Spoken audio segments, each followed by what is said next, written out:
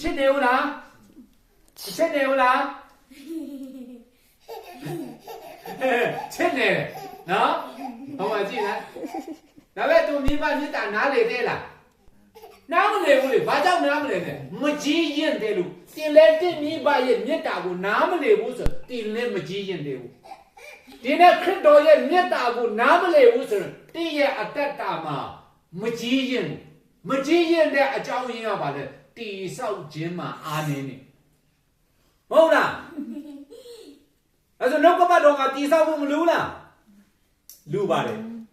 နော်ဒါကြောင့်နှုတ်ကပတ်တော်ကိုရှင်ပေါလုကတိမောသေကိုကိုယ်တိုင်ရှာဖွေလေ့ကျက်တော်အတ္တတာလို့ပြောတာအဲ့ဒါနှုတ်ကပတ်တော်မှာတီဆောက်ခြင်းဒါကြောင့်ဒီနေ့ကျွန်တော်တို့နော်အရေးကြီးတယ်ဒါကြောင့်အတင်းတော်တွေမှာတင်းအုပ်ဆရာတွေတမန်တော်တွေပရောဖက်တွေဆရာတွေ